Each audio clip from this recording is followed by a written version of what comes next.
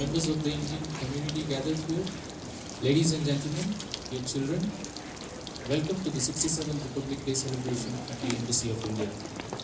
We now begin with the flag hoisting ceremony, followed by the singing of the national anthem. I request all of you to join us in singing the national anthem. Now, I invite the Honorable Ambassador of India, His Excellency Shri Sujan Sinha, to unfurl the tribe elements.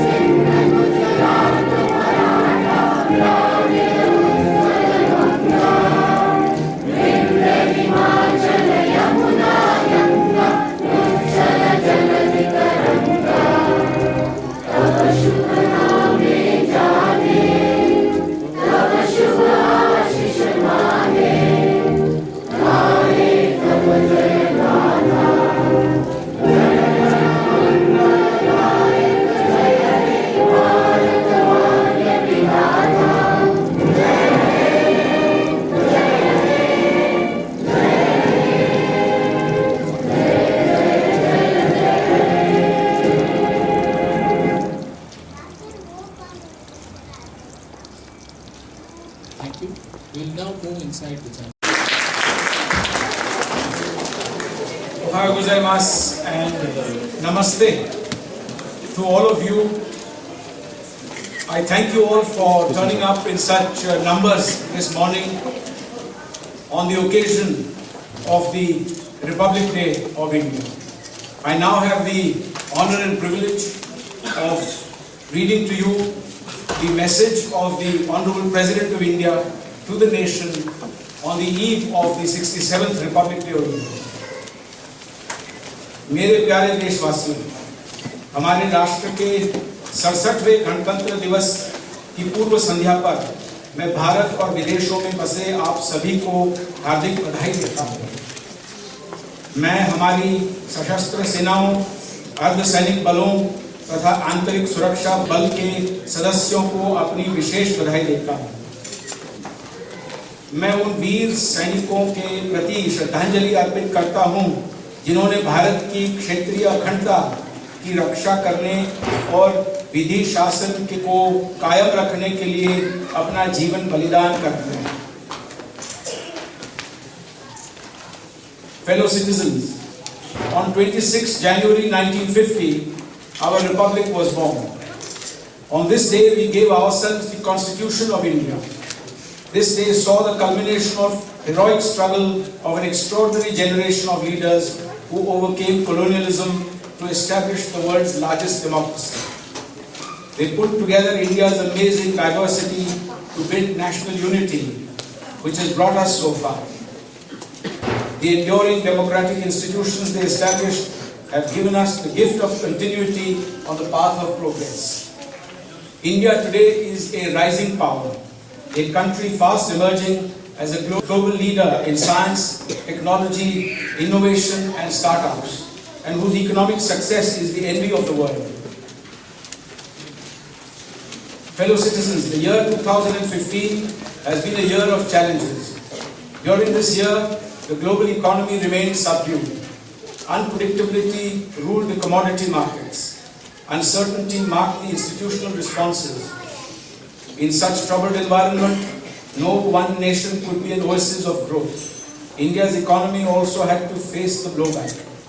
Weak investor sentiments led to withdrawal of funds from emerging markets, including India putting pressure on the Indian rupee. Our exports suffered. Our manufacturing sector is yet to recover fully. In 2015, we were also denied the bounty of nature. While large parts of India were affected by severe drought, other areas reeled under devastating floods. Unusual weather conditions impacted our agricultural production. Rural employment and income levels suffered. Fellow citizens, we can call out these challenges because we are aware of them. There is a great virtue in acknowledging a problem and resolving to address it. India is building and implementing strategies to solve these problems. This year, with an estimated growth rate of 7.3%, India is poised to become the fastest growing large economy. Contraction in global oil prices has helped maintain external sector stability and control domestic prices. Despite occasional setbacks, industrial performance this year has been strong. The Make in India campaign will boost manufacturing by facilitating easy conduct of business and improving competitiveness of domestic industry. The Startup India program will foster innovation and encourage new age entrepreneurship. The National Skill Development Mission envisages skilling 300 million youth by 2022. Fellow citizens, for revitalizing the forces of growth, we need reforms and progressive legislation. It is the bounden duty of the lawmakers to ensure that such legislation is enacted after due discussion and debate. A spirit of accommodation, cooperation and consensus building should be the preferred mode of decision making. Delays in decision making and implementation can only harm the process of development. As the 20th century closed down with a remarkable revolution in science and technology, we had some reason for optimism that the 21st century would mark an era in which the energies of people and nations would be committed to a rising prosperity that would eliminate, for the first time, the curse of extreme poverty. That optimism has faded in the first 15 years of this century. There is unprecedented turbulence across vast regions with alarming increase in regional instabilities. The scourge of terrorism has reshaped war into its most barbaric manifestation. No corner can now consider itself safe from this savage monster. Fellow citizens, nations will never agree on everything, but the challenge today is existential. Terrorists seek to undermine order by rejecting the very basis of strategic stability, which are recognized borders. If outlaws are able to unravel borders, then we are heading towards an age of chaos. There will be disputes among nations, and as is well known, the closer we are to a neighbor, the higher the propensity for disputes. There is a civilized way to bridge disagreement. Dialogue, ideally, should be a continual engagement. But we cannot discuss peace under a shower of bullets. We on our subcontinent have a historic opportunity to become a beacon to the world at a time of great danger. We must attempt to resolve the complex edges of our emotional and geopolitical inheritance with our neighbors through a peaceful dialogue, and invest in mutual prosperity by recognizing that human beings are best defined by a humane spirit and not their worst instincts. Our example can be its own message to a world in anxious need of amity. Fellow citizens, each one of us has the right to lead a healthy, happy and productive life in India. This right has been breached, especially in our cities, where pollution has reached alarming levels. Climate change has acquired real meaning, with 2015 turning out to be the warmest year on record. Multiple strategies and action at various levels is necessary. Innovative solutions of urban planning, use of clean energy, and changing the mindsets of the people call for active participation of all stakeholders. Permanence of such changes can be ensured only if people own these changes. Fellow citizens, love for one's motherland is the basis of all progress. Education, with its enlightening effect, leads to human progress and prosperity. It helps us develop forces of spirit which can revive lost hopes and ignored values. Dr. Sarvepalli Radhakrishnan had said, and I quote, "End product of education should be a free, creative man who can battle against historical circumstances and adversities of nature," unquote. The advent of the fourth industrial revolution demands that this free and creative man should also be able to master the velocity of change and to absorb disruptions which are getting embedded in these systems and societies. An ecosystem that fosters critical thinking and makes teaching intellectually stimulating is necessary. It must inspire scholarship and encourage unfettered respect for knowledge and teachers. It must instill a spirit of reverence towards women that will guide social conduct of an individual throughout his life. It must breed a culture of deep thought and create an environment of contemplation and inner peace. Through an open-minded approach to the wider spectrum of ideas emanating from within, our academic institutions must become world-class. A beginning has already been made with 2 Indian institutes of higher education finding place in the top 200 in international rankings. Fellow citizens, the generational change has happened. Youth have moved center stage to take charge. March ahead with Tagore's words from Nutan Yugal Bhore. Move ahead. The roll of drums announce your triumphal march. With feet of glory, you shall cut out your own path. Delay not, a new age dawns. Thank you. Jai Hind.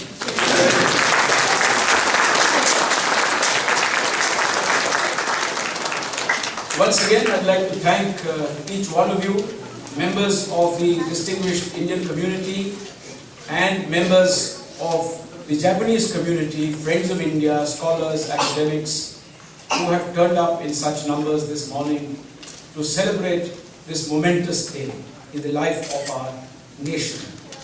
I want to acknowledge the fact that each one of you, in your own ways, is an ambassador. You are an ambassador of our ancient culture, the goodwill that we have around the world.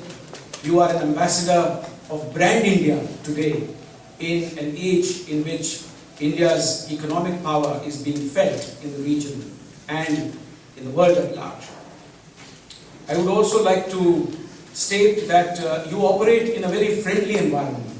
There is tremendous goodwill for the people of India in Japan. And likewise, there is a groundswell of support across the political spectrum in India on building better and deeper engagement with Japan. We today stand together at a juncture in our bilateral relations when the 2 Prime Ministers, His Excellency Mr. Narendra Modi and His Excellency Mr. Shinzo Abe, have together laid the foundation for deeper cooperation and friendship between India and Japan. We are 2 countries that share an ancient civilizational heritage. We have a convergence in terms of our economic and strategic interests, and together we will forge a partnership that will be like none other in the 21st century. I would also like to take this opportunity to wish you all a very happy 2016, particularly a very happy year of the Saru. May each one of you, and especially the children, imbibe some of the qualities of the Saru. The Saru is known for being energetic, being diligent, being inventive, and has the ability to think quickly on his or her feet. So let us together work to realize the dream of a better partnership between India and Japan. My very good wishes on my own behalf as well as on behalf of my wife, Vidya, to each one of you. May you enjoy good health and success in the year to come. Thank you very much.